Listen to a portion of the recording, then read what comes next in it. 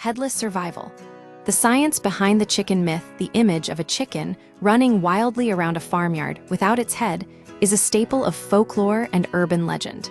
From sensational news, reports to stories of miracle animals, the idea persists that a decapitated bird can continue to live and move. However, biological reality is far more complex and much shorter-lived than the myths suggest. The biological reality.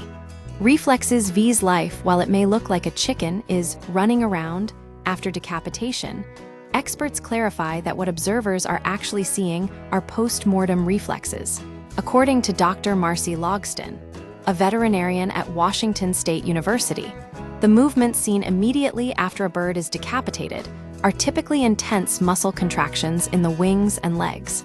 These spasms are not purposeful movements, but rather a physiological reaction to the sudden loss of neural control.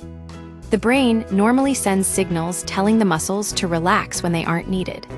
When decapitation occurs, those signals stop, and we see exaggerated jerking, explains Dr. Logston. These involuntary movements are brief, usually lasting less than a minute. The gray area, defining death, the question of whether a chicken is alive in the seconds following decapitation, depends entirely on how one defines death. Science distinguishes between two distinct processes: brain death. This is the permanent cessation of all brain activity. In chickens, electrical activity in the brain typically stops within 30 seconds of cervical dislocation or decapitation. Cardiac death. This is when the heart permanently stops beating. Because the heart can continue to beat for a few seconds after the brain has ceased functioning, there is a brief, scientifically ambiguous window. Neuroscientist Andrew Owaniuk notes that during these few seconds, residual electrical activity remains in the spinal cord, which can trigger movement or even continued breathing, even though the bird is no longer conscious. The case of Miracle Mike, the most famous exception to the rule, is Miracle Mike, a rooster that reportedly lived for 18 months after a decapitation attempt in 1945. This case is often cited as proof that chickens can live without heads, but it was actually a biological anomaly caused by an incomplete decapitation.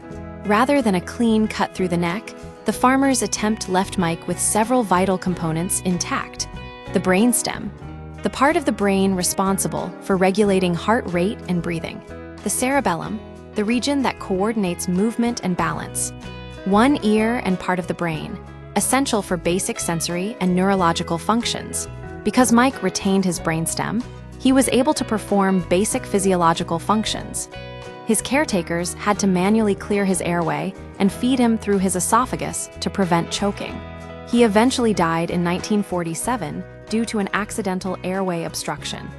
Summary: while the headless chicken is a persistent legend, true decapitation results in death within seconds to a minute.